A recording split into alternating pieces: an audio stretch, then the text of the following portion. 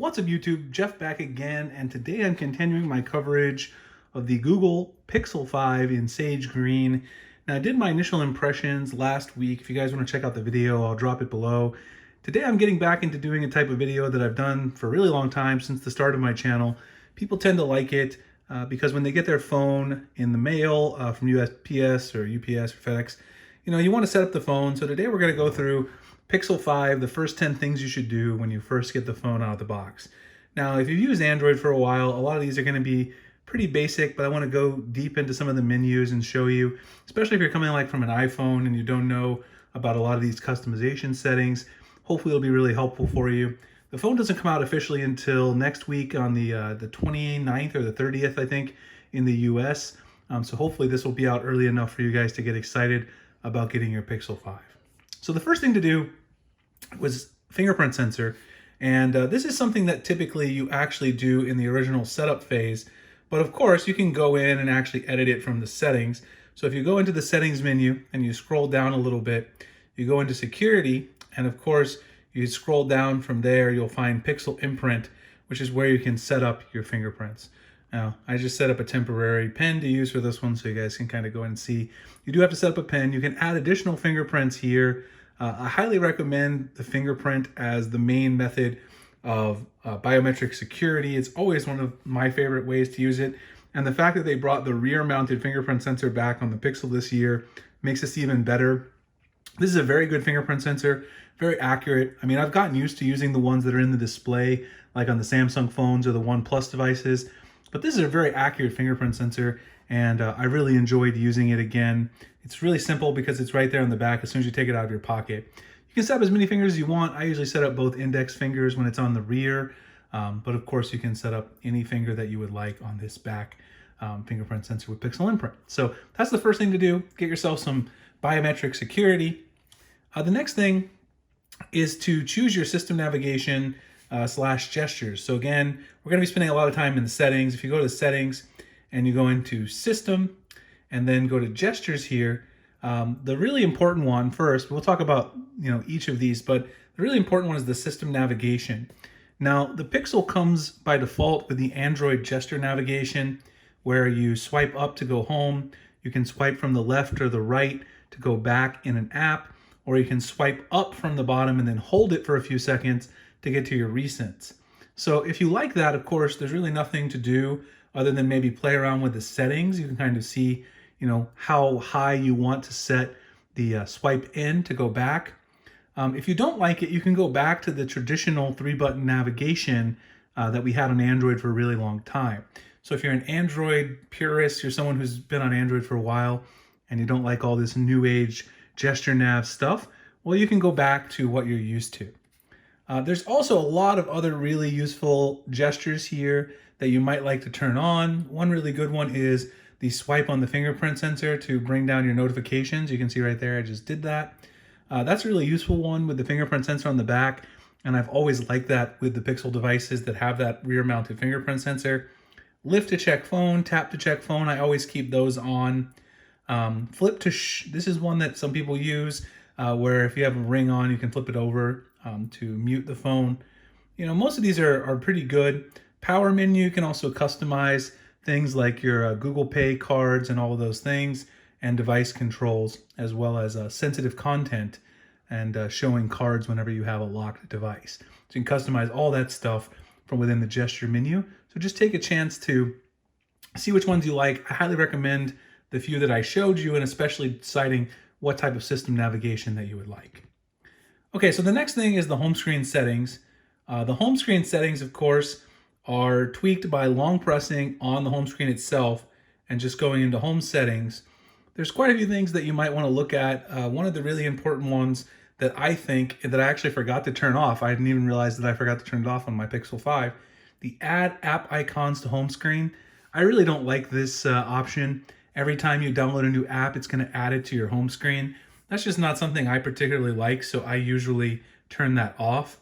Notification dots is also something you can decide if you really want that on or not, and then sort of shows you how these notifications work and which apps have been showing you notification dots. You can also determine if you want to swipe over to get to the Google app, things like that. quite a few things to play around with. And of course, you can also go in here and add widgets and wallpapers. I'm going to talk about wallpapers in a little bit of a separate bullet point later. I'm going to show you guys where I get some of my favorite wallpapers, but you can also do that from that long press menu. Set up any widgets that you want, like calendar widgets, banking widgets, Google Keep, which is one that I use a lot. All that stuff is also accessed from long pressing on the home screen.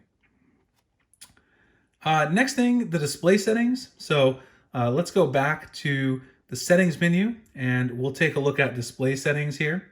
So in display settings, which if you scroll down a little bit from the very top of the settings menu is right there, there's a couple of things that you'll want to take a look at. One of those is the dark theme versus the light theme. I like to keep dark theme on all the time.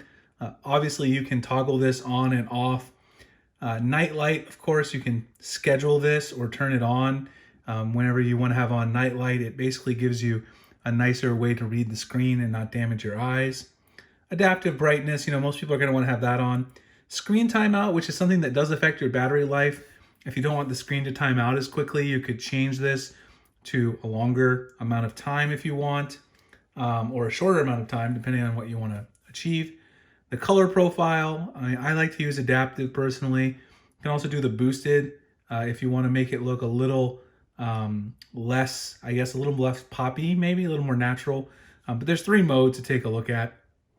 The smooth display, which basically takes advantage of that 90 hertz refresh rate. That's going to drain a battery a little bit if you have it on, so that's something to keep in mind as well. And then you can also play around with the font size, display size, and things like that, as well as the brightness level if you want to manually toggle that. So there's quite a few things inside the display. Just have to decide if you really want to conserve battery life or not when it comes to using, a higher screen timeout. Like if you want to have, just like a 1 minute, 30 second screen timeout, if you really want to preserve battery life and you forget to turn off your display, and also that smooth display, which I would highly recommend leaving it on as it's one of the biggest features on the Pixel 5's display. Okay, so that is the display setting tweaks. The next thing is the quick setting tiles. If you swipe down from the top, you'll see you've got a total of 6 tiles there. I've got Wi-Fi, Bluetooth, Do Not Disturb, Flashlight, Auto Rotate, and Battery Saver. You can change those though by going to the pencil icon and sort of highlighting which one it is that you really want to have in your first row, these first 6. So you can rearrange the tiles however you want. There's a lot of options that are at the bottom as well, like a live caption, which is a really useful feature on the Pixel 5 if you will use your phone a lot and you need to have closed captioning. Screencasting, bedtime mode, all these different type of modes that you might be interested in. Screen recording is now built into the settings as well, so that might be one that you're interested in.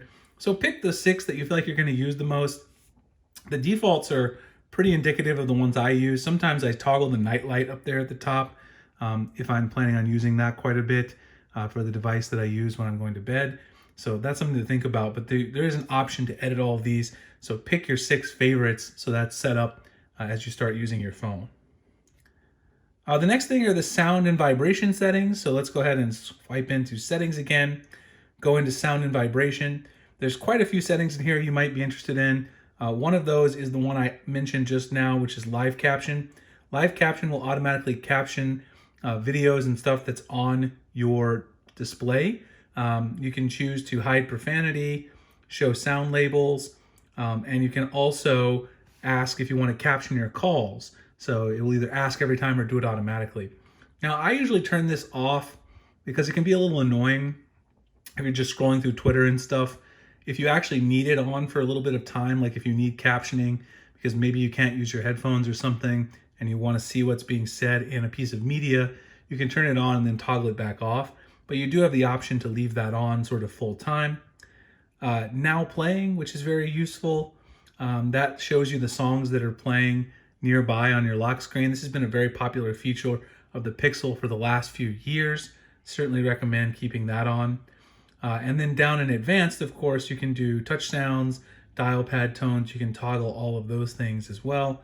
And you can also schedule do not disturb and then determine sort of which people can interrupt your do not disturb mode. I have it set so that certain people can interrupt the do not disturb mode with text messages.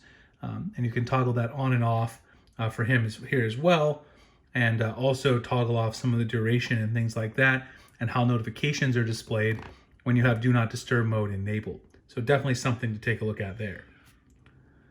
The next thing is privacy and permissions. So if we go back into the main settings app, go down to privacy, you'll want to take a look at a couple of these things. Permissions aren't necessarily all that sexy of a thing to look at, but I think it's important once you get all of your apps set up that you're going to use, that you go in here and take a look at which apps are using your location. It shows you which ones are allowed to use it all the time, which ones are only able to use it when the app is actively in use. And decide if these are apps that you really want to use your location, or if you want to revoke that access. You can see a lot of apps, I've denied access to my location, and that gives you some control over what you're sharing with different services that you use, and lets you pick and choose which apps and companies you want to share that location information with. There's also a lot of other ones like contacts, call logs, microphone is a big one, and physical activity that you may want to investigate and sort of see, why are these apps using my microphone? A lot of them are very obvious, like Recorder or Android Auto, things like that need to use your microphone are fine.